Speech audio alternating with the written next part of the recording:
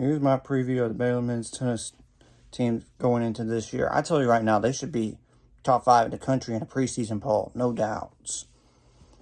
Okay, their schedule goes as follows: Louisiana, that should be that's their first match of the year. Abilene Christian, both on the 14th. SMU at home, that should be a win. Nebraska, Baylor should win. Supposedly they're going to play Boise State on the 24th, but we'll see because Boise State doesn't have that on their roster. Okay, then ITA kickoff weekend, they play William and Mary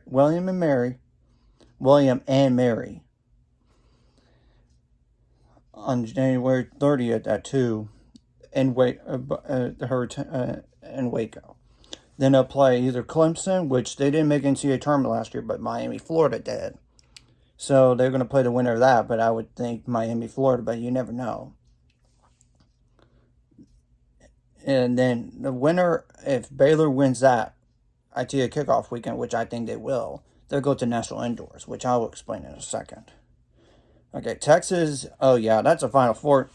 That's a Final Four team right there from last year. That's as a non-conference, by the way, on February 4th.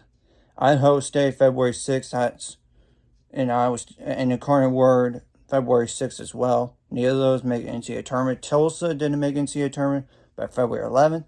Virginia was a Sweet 16 team last year, so that's an NCAA tournament team, and that's on the 12th. The national indoors, we don't know the scheduling of all that yet because it's going to be at least 3 matches for the men, but it might be 2 NCAA tournament teams or 3 NCAA tournament teams in three days. But if they get to the championship, that's potentially 3 NCAA tournament teams or 4, depending on who they play. I mean, granted.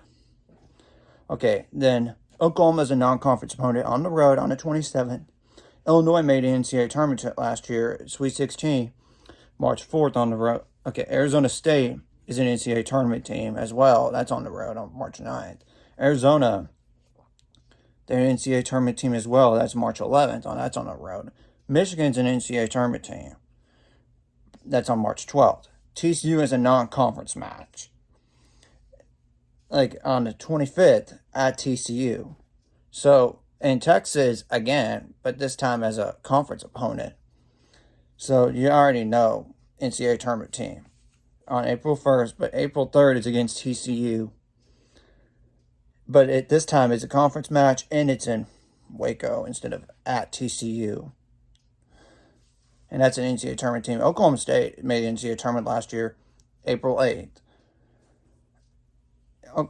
Oklahoma, then the next match, that's on April 10th, and that's an NCAA tournament team as well. Okay, then Texas Tech on April 16th. That's an NCAA tournament team, but that's in Lubbock. But yeah, it could be tricky, but you never know. Because Big 12 is one of the better conferences in Mid-South. Then there's the Big 12 tournament, obviously, April 22nd to 24th. They're going to be guaranteed. I think the Baylor men should finish first or second in the conference this year. I think first.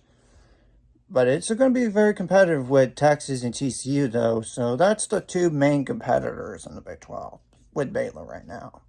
No offense to anyone else, but that's the top 3 to me. But I have no doubt about their singles lineup.